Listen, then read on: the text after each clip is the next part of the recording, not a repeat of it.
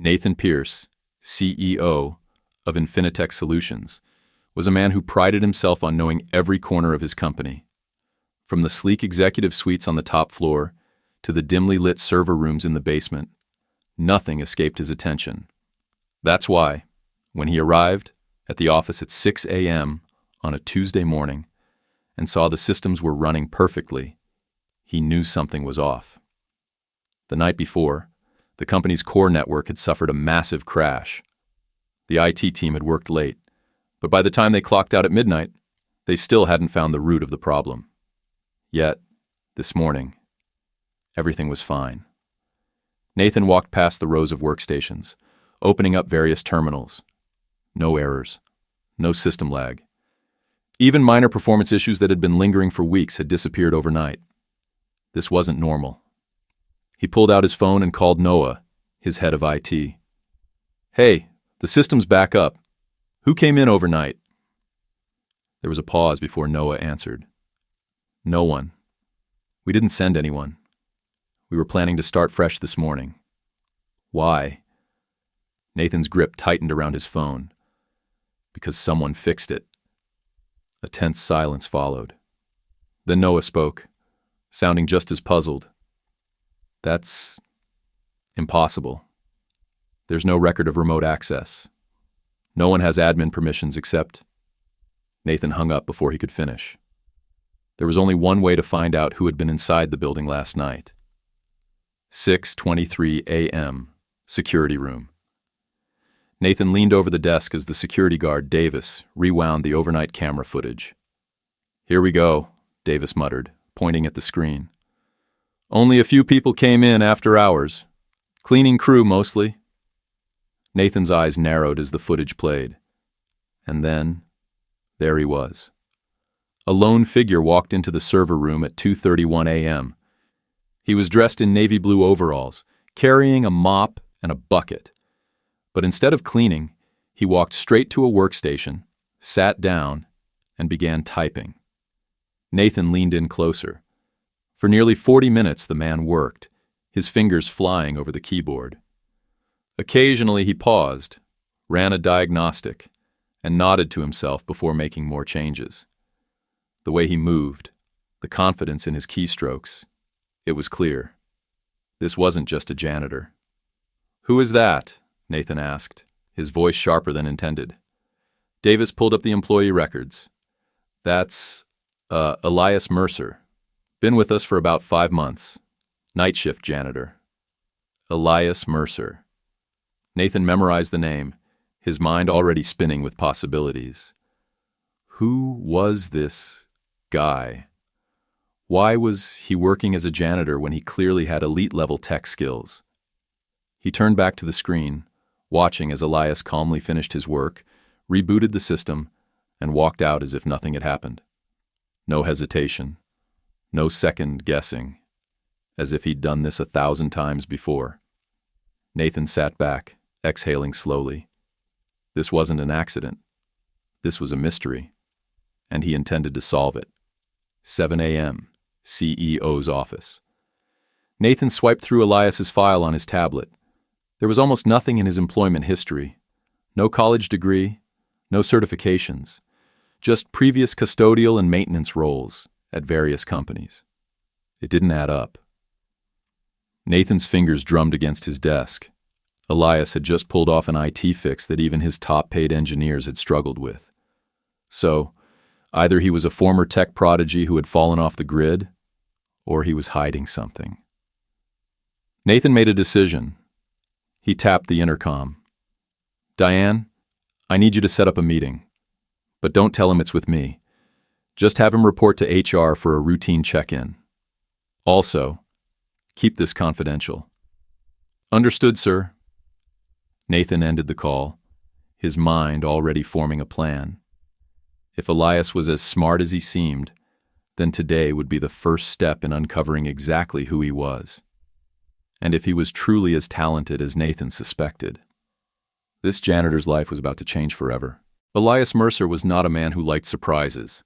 When his supervisor told him to report to HR for a routine check-in, something in his gut told him that this was anything but routine. He had been careful, Always. He kept his head down, did his job, and never stayed at a workstation long enough to attract attention. But last night, maybe he had slipped. Maybe he had stayed a few minutes too long. Maybe... Number. He shut down those thoughts.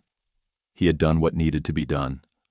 As he walked through the brightly lit office hallways, he couldn't help but feel the contrast between himself and the employees around him. They belonged here. They wore pressed shirts, expensive watches, and carried coffee cups from boutique cafes. Elias?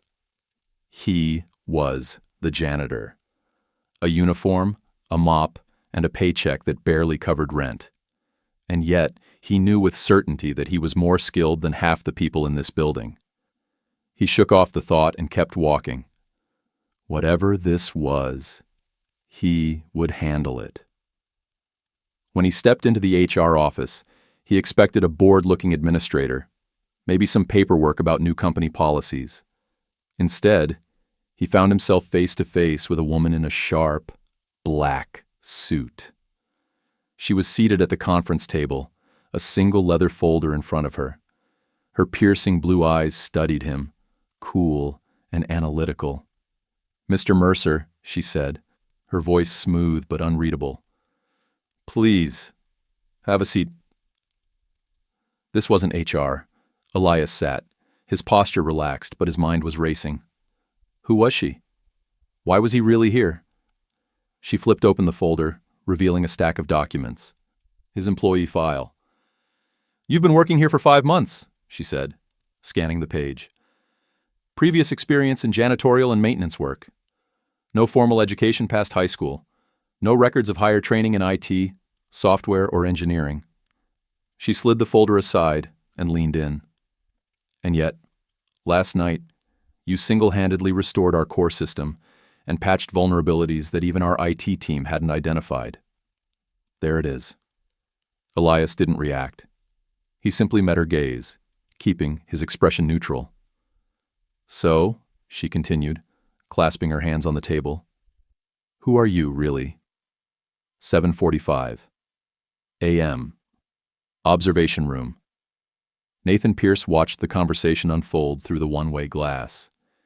He had instructed Lena Monroe, his director of strategic security, to lead this meeting. He wanted to observe Elias before making his next move. So far, Elias was unreadable. No panic, no nervous stammering.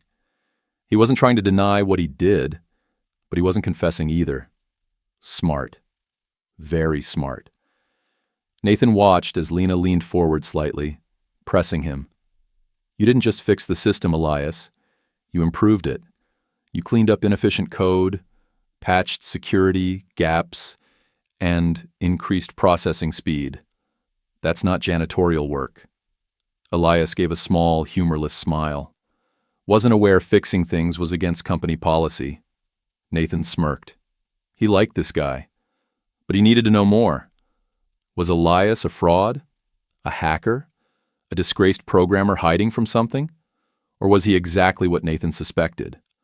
A raw, untapped genius who had never been given a chance. 7:50 a.m. The question that changed everything. Lena let the silence stretch before she finally asked, "Why are you working as a janitor?" Elias studied her, as if deciding how much to say. Then, with a casual shrug, he leaned back in his chair. "Because janitors don't get noticed." That answer hit Nathan like a punch to the chest. He'd met brilliant minds before, programmers, engineers, innovators, but none of them had ever chosen to hide. Why was Elias different? Nathan made a decision. It was time to raise the stakes. He pulled out his phone and sent a single text to Lena. "Make him an offer, but don't make it easy." 7:55 a.m. The test begins. Lena received the text and didn't hesitate. "All right, Elias, let's say, hypothetically, that we're interested in someone with your skill set." She reached into the folder and slid a contract across the table. "A position in our IT division, $95,000 starting salary, full benefits, Corporate housing assistance. It's yours. Effective immediately. For the first time, Elias hesitated. His eyes flickered down to the contract. This wasn't a small offer. It was more money than he'd ever made in his life. One condition, Lena added smoothly. You'll need to sign a non-disclosure agreement before you can start. Elias's gaze snapped back to her. Why? Because, she said, tapping the contract, we need to ensure that none of the, let's say, unauthorized work you've done gets shared elsewhere. Elias let out a small breath. There it was, the real test. They weren't just offering him a job. They were testing his integrity. If he signed, he'd be taking the easy way out. Big salary, security, but on their terms. He'd belong to them. But if he didn't, well, they might see him as a threat. 8 a.m., one decision, two paths. Nathan watched Elias as the tension filled the room. Would he take the money? Accept the golden ticket without question? Or would he do something unexpected? Elias reached forward, picked up the contract, and then? He smiled. Not the smile of a man who had just been handed his dream job, but the smile of someone who had just figured something out. You don't trust me, he said simply. Lena kept her expression unreadable. Standard procedure, Elias chuckled. No, it's not. He pushed the contract back toward her. If you wanted me in IT, you wouldn't be putting conditions on it. This isn't a job offer. This is a leash. Nathan leaned forward, intrigued. This guy was even sharper than he thought. Lena raised an eyebrow. So, you're turning down $95,000? Elias stood. I'm turning down an offer that comes with strings attached. He turned for the door, but before leaving he glanced back. I might be a janitor, but I'm not for sale. And just like that, he walked out. Nathan sat back in his chair, processing what had just happened. Elias Mercer wasn't just smart, he was principled. And that was exactly the kind of person Nathan wanted on his team. Time for phase 2. Elias walked out of the HR office, his heart pounding, but his face completely calm. He knew exactly what had just happened. That wasn't a job offer. It was a trap. A way to see if he was desperate enough to sign his name onto something without asking the right questions. He wasn't. But now he knew something else. Someone had noticed him. And that was a problem. He had kept a low profile for 5 months, working the night shift, fixing things when no one was looking. But now, the CEO himself probably knew his name. Elias exhaled, forcing himself to focus. One step at a time. He would finish his shift, go home, and, "Hey, Mercer!" He turned just as a man in a pressed button-up shirt jogged toward him. "I was looking for you, the guy said, grinning as he extended a hand. "Saw you in the HR office. I'm Leo Marston, head of software security." Elias didn't shake his hand. Instead, he just raised an eyebrow. Leo chuckled. "All right, fair enough. Straight to business. You're a hard guy to track down, you know that?" "That's the point," Elias said flatly. Leo grinned. "Yeah, figured. Look, I don't know what Monroe told you in there, but I have a better offer. No NDAs, no conditions. Just a simple gig. One night only." Elias's eyes narrowed. Here we go. "What kind of gig?" Leo crossed his arms. "We've got an encrypted security protocol on our network that's been bugging out. I think there's a flaw in the system. You help me find the weakness, and in return..." He pulled a sleek black envelope from his pocket and held it up. $5 grand. Cash.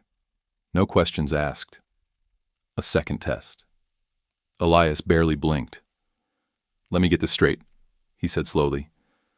"You want me to break into your own security system, prove I can do it, and then... what? Hope you pay me?" Leo smirked. "That's the idea." It was a setup. If Elias took the deal, they'd have evidence against him. Proof that he was willing to cross ethical lines. And just like that, he'd be labeled a liability instead of an asset. Nice try. Elias stared at Leo for a moment, then laughed softly. "You know what's funny?" he said. "You guys are doing all this testing like I'm some wild card. But the truth? I've already proven myself." He stepped forward, lowering his voice. "Your system was broken. I fixed it. I didn't ask for credit. I didn't ask for money. I didn't even leave a trace. I could have done anything. Accessed any files, pulled any data. But I didn't." He let the words hang in the air. That's what made them nervous. Leo's smirk faded slightly. "So, no deal?" Elias glanced at the envelope one last time. $5,000 would make life easier. Rent, food, some repairs for his old car. But he had already made his choice. He turned on his heel and walked away. "I don't work for people who don't trust me." 8:15 a.m., CEO's office. Nathan watched from the corner of his office as Leo tossed the envelope onto the desk. "He didn't take the bait," Leo said, shaking his head. "Didn't even hesitate. Guy saw right through it." Nathan smirked. "Perfect." "You like this guy, don't you?" Leo asked. Nathan leaned back in his chair. Like wasn't the right word. Elias Mercer was a problem solver, a strategist, and most importantly, a man who didn't fold under pressure. "Yeah," Nathan finally said. "I do." He picked up his phone and sent a single message to his assistant. "Bring him to me. Now." 8:30 a.m. The moment of truth. Elias had barely made it back to his locker when the intercom crackled overhead. "Elias Mercer, please report to the 20th floor. Immediately." He froze. The 20th floor. That was executive level. His pulse kicked up slightly, but outwardly, he stayed calm. Whatever was about to happen, he'd face it the same way he faced everything else, with his head high and his instincts sharp. As the elevator climbed floor after floor, Elias kept his face unreadable. When the doors opened, he stepped into a space that felt like another world. Floor-to-ceiling windows, mahogany desks, everything designed for power. A woman with a headset gestured toward an open doorway. "Go ahead, he's expecting you." He. Elias took a slow breath and stepped inside. And there he was. Nathan Pierce, the CEO, sitting casually at his desk, watching Elias like a man who had already made up his mind about something. "Shut the door," Nathan said. Elias did. "Take a seat." Elias didn't. Nathan smirked. "All right," he said, leaning back in his chair. "Let's skip the part where I ask you a bunch of questions we both already know the answers to. You're smart. You're capable. You're not supposed to be working as a janitor." Elias said nothing. Nathan tapped his fingers against the desk. "I've been testing you," he admitted. "And I have to say, you impressed me." He pulled open a drawer and slid a different contract across the desk. "This one's real. No NDAs, no conditions. Just a position in my R&D department where you actually belong. Salary's negotiable, but I imagine you'll find it more than fair." Elias didn't move. Nathan watched him carefully. "You're hesitating," he noted. "Why?" Elias finally spoke. "Because I don't trust you either." Nathan's eyebrows shot up. That was not the answer he had expected. "You don't trust me?" Elias shrugged. "You set me up. Twice. You dangled money in front of me to see if I'd take shortcuts. You played games. Now you want me to believe this is real?" Nathan studied him. Then, to Elias's surprise, he laughed. A genuine, full laugh. "I like you, Mercer. You think exactly the way I do." Elias didn't smile. "That's not a compliment." Nathan grinned. "It is when I'm offering you a 6-figure salary." Elias hesitated for only half a second. Then finally he reached for the contract. Nathan watched as Elias scanned the document, taking his time, reading every line. Smart. He didn't trust blindly. After a long moment, Elias set the contract down. I have conditions. Nathan raised an eyebrow. I'm listening. Elias met his gaze. I don't work for people who don't respect me. No more tests, no more games. If I take this job, I do it on my terms. I don't want a handout. I want a real shot. And if I prove myself, I want the freedom to build something that matters. Nathan smiled slowly. Now that, Mercer, is the right answer. He reached out and shook Elias's hand. Welcome to Infinitech Solutions. Elias sat in his new office. He still wasn't used to saying those words. His office. Less than 24 hours ago, he had been pushing a mop bucket, avoiding eye contact, and working in the shadows. Now, he was sitting in a glass-walled workspace with a state-of-the-art workstation, a company ID badge that didn't say janitor, and a title that still felt unreal. Senior Systems Architect, Research and Development. Nathan hadn't been kidding. The contract was real. The paycheck was real. And so was the pressure. Because while Nathan might have believed in him, not everyone else did. Elias could feel the eyes on him from the moment he stepped onto the R&D floor. Engineers, developers, analysts, they all saw him as an outsider, a janitor who didn't belong. And some of them, they weren't subtle about it. 9:45 a.m., R&D lab. So, you're the mystery hire everyone's been talking about, a voice drawled. Elias turned to see a tall man leaning against a workstation, arms crossed. He had the kind of polished, effortless confidence that came from knowing you were the smartest guy in the room. Tristan Vance, the man said, smirking. Lead developer, I run the department. Elias met his gaze. Elias Mercer. Tristan's smirk deepened. Right, the janitor. There it was, the first shot. Elias didn't take the bait. He just tilted his head slightly. That's funny. I don't see a mop in my hand. Do you? A few people snickered quietly in the background. Tristan's smirk faltered for half a second, but he recovered fast. You know what I see? He said, stepping closer. I see someone who skipped the line, someone who didn't pay his dues, didn't grind his way up the ladder like the rest of us. I see someone who got lucky. Elias's expression didn't change. Lucky? He repeated, voice calm. I fixed the system your entire team couldn't. Tristan's jaw clenched. I didn't skip the line. Elias continued. I built my own. Silence. Then before Tristan could reply, another voice cut through the tension. All right, children. Break it up. A woman with dark curls and sharp eyes strolled into the conversation, carrying a tablet and looking bored with their pissing contest. Lily Kane, she said, nodding at Elias. Head of UX and AI modeling. I don't care how you got here. I care what you can do. She glanced at Tristan. And as much as I enjoy your little power plays, Vance, maybe let the guy settle in before you start marking your territory.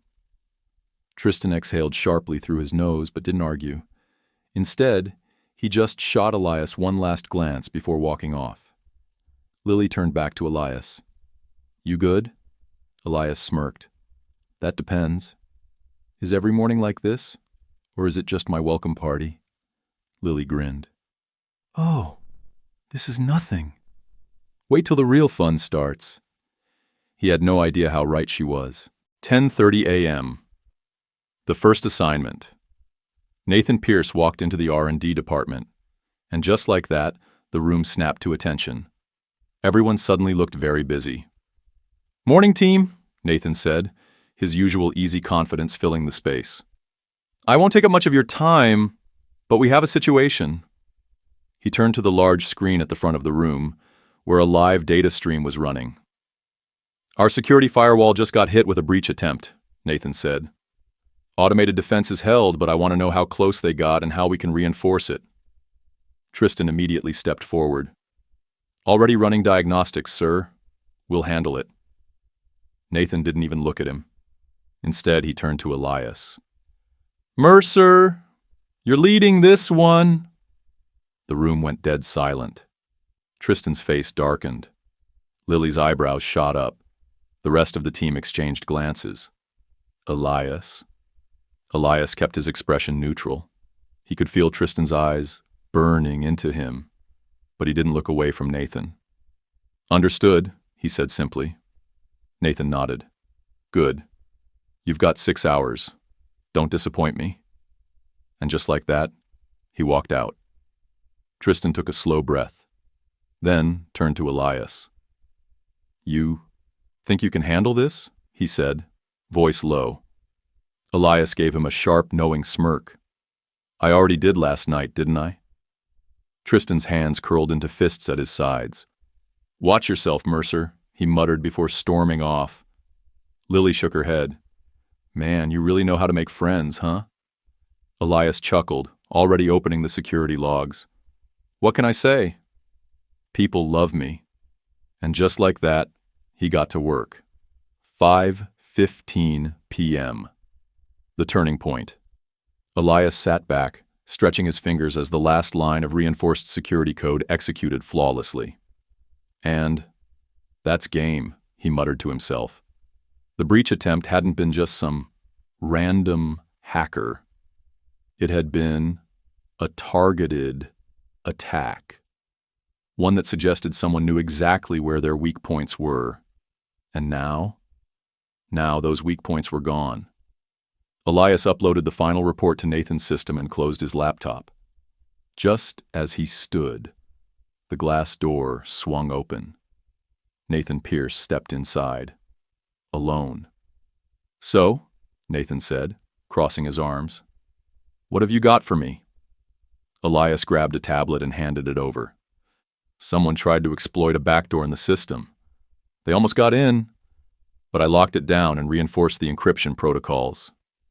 Nathan scanned the data, nodding slowly. Who? Elias hesitated. I don't know yet, he admitted, but I can find out. Nathan studied him for a long moment. Then finally he smiled. Good. Because whoever this was, they weren't just testing our security. He set the tablet down and met Elias's gaze. They were testing you. Elias's stomach tightened slightly. Nathan leaned in slightly. And something tells me this is only the beginning. Elias could feel it in his bones. Someone inside Infinitech Solutions was testing him, and not just with fake job offers and loyalty traps. This was different. The security breach wasn't some random cyber attack. It had been targeted, precise. Someone had known exactly where to strike, where the system was weakest before Elias had patched it. That meant only one thing. The person trying to break in was already inside the company, and they wanted him gone. 8:30 p.m., the first sign of trouble. The office was quiet, too quiet. Elias was the last one left in R&D, reviewing his security logs when he noticed something strange. A new admin login attempt, from his own workstation. Elias's pulse spiked. Someone was inside his system. Right now. His fingers flew over the keyboard. He traced the connection, locked down access, and rerouted the breach back to its source.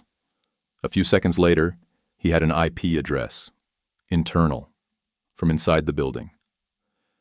Oh, you son of a... Elias muttered under his breath. Whoever this was, they weren't just trying to mess with him. They were setting him up. He pulled the security logs, scanning through the digital footprints. The login attempt had been masked, but Elias had seen enough tricks to know what to look for. And then he found it. A specific user ID, one that belonged to Tristan Vance. 9:15 p.m. The confrontation. Elias didn't waste time. He knew where Tristan's office was, and when he got there, the guy was still at his desk. Mercer, Tristan said coolly, barely looking up from his screen. What a surprise. Here to polish my keyboard? I think you missed a spot. Elias slammed a flash drive onto his desk. Try again, he said, voice low. Tristan finally looked up. His smirk wavered slightly when he saw Elias's expression. What's this? Security logs, Elias said, showing that someone tried to access my workstation. Funny thing is, the breach attempt traces back to your credentials. Tristan's smirk vanished. That's ridiculous, he said, shaking his head. Anyone could have spoofed my ID. Yeah, that's what I thought too, Elias cut in. So I checked the security footage. Guess what? Your office was the only one with an active connection at the exact same time the breach happened. Tristan's jaw clenched. For a moment, Elias thought the guy was going to deny it again. But then, he did something worse. He smiled.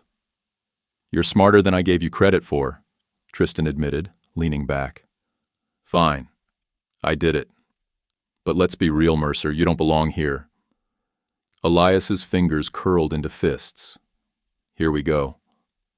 You walk in from the janitor's closet and suddenly you're running the department? While the rest of us spent years working our asses off? Elias let out a slow breath. He had expected this. So you tried to get me fired, Elias said flatly. That was your play?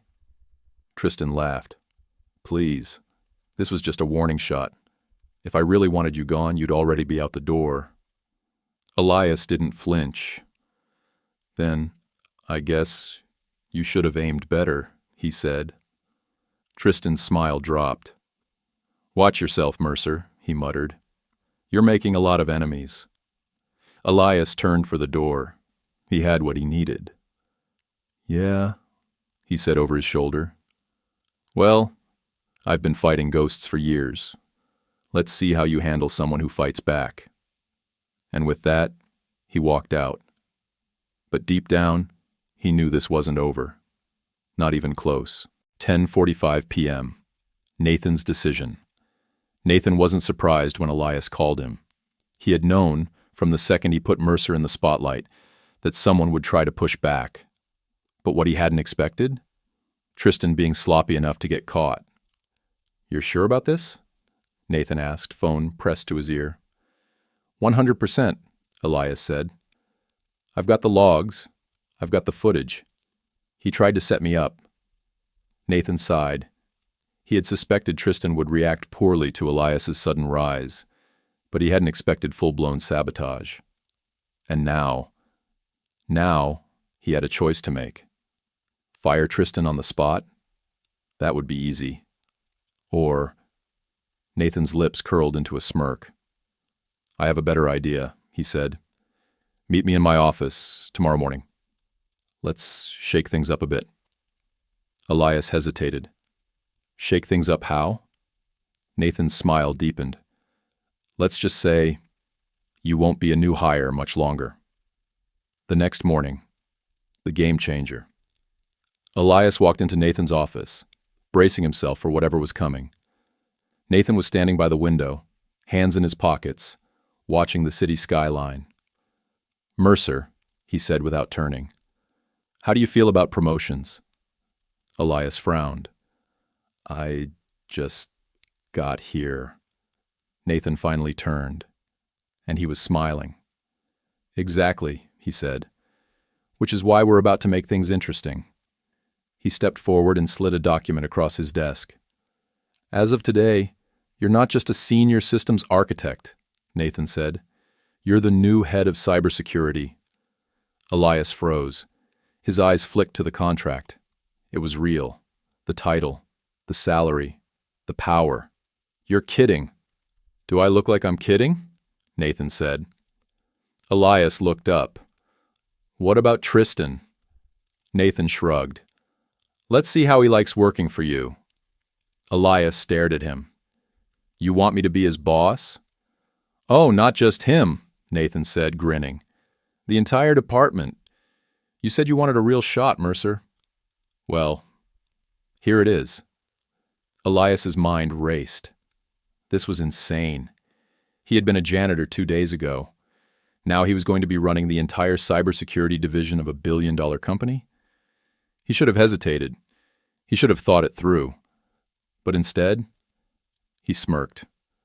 "When do I start?" Nathan laughed, shaking his head. "You already have." Elias Mercer had been underestimated his entire life. He wasn't from an Ivy League school. He didn't have a fancy resume. He didn't come from money or privilege.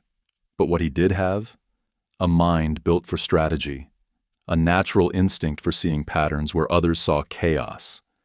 And now, for the first time in his life, he had power, which meant it was time to use it.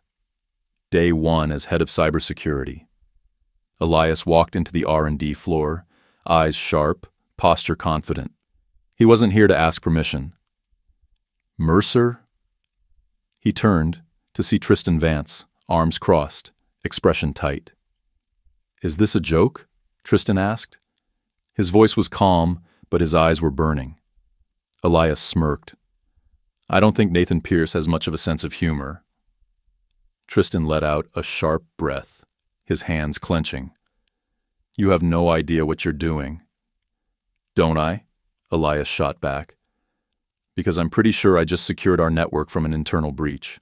And oh right, you were the breach." A few people in the department overheard that. Heads turned. Murmurs started. Tristan's face darkened. "Careful, Mercer," he said, his voice lower now. "You think you've won, but you have no idea what this place is really like." Elias tilted his head slightly. "Then why don't you enlighten me?" Tristan just shook his head, stepping back. "Enjoy your little promotion," he muttered. "Let's see how long you last." And with that, he walked away. Elias knew this wasn't over. Tristan wasn't the type to take a loss quietly, which meant it was time to play offense. 2 days later, the setup. Elias sat in his new office reviewing internal network logs. He wasn't just looking for security breaches anymore. He was looking for patterns. Tristan's sabotage attempt had been sloppy, and that bothered Elias. Because Tristan wasn't sloppy. So why had he been caught so easily? Elias pulled up Deeper System Archives. And that's when he saw it. The real breach hadn't come from Tristan's workstation. It had come from somewhere else, somewhere higher up, an executive-level account. Elias stilled.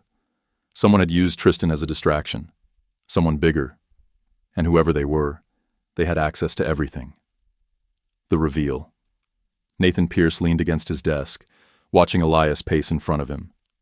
"Say that again," Nathan said. Elias exhaled sharply.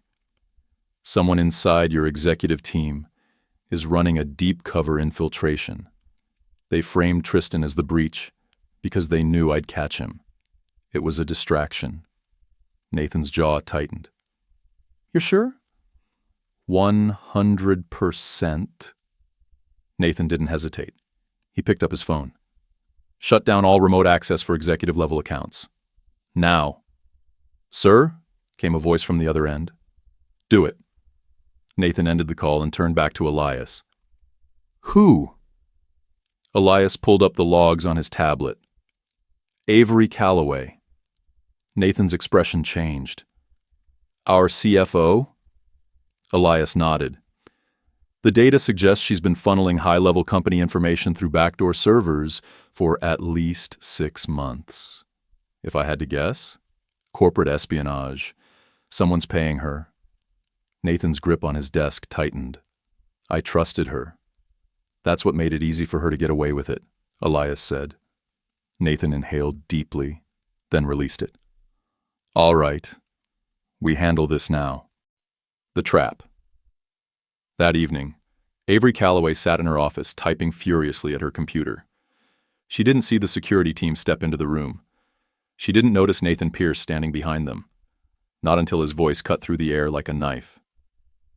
"Tell me, Avery," Nathan said, stepping forward. "How much did they pay you?" She froze. The color drained from her face. She started, but Nathan held up a hand. "Don't bother," he said. "Elias already traced everything. We know what you've been doing. And now? So do the authorities." Avery's face twisted. "That janitor did this?" she spat. Nathan smiled. "My head of cybersecurity did this." Avery's hands shook. Security moved forward, and within moments, she was gone. The aftermath. The next morning, Elias walked into work without looking over his shoulder. For the first time in a long time, he didn't have to be invisible. "Hey, boss," a voice called. He turned to see Lily Kane leaning against a desk. "Not bad for a guy who used to mop floors," she teased. Elias chuckled. "Not bad for my first week, huh?" Nathan's voice cut through the room. "Mercer, my office. Now." Lily mock winced. "Uh-oh, you're in trouble." Elias just smirked. "Doubt it." Nathan's final offer. Nathan leaned back in his chair as Elias stepped in. "You proved something," Nathan said. "That Tristan was a distraction?" Elias asked.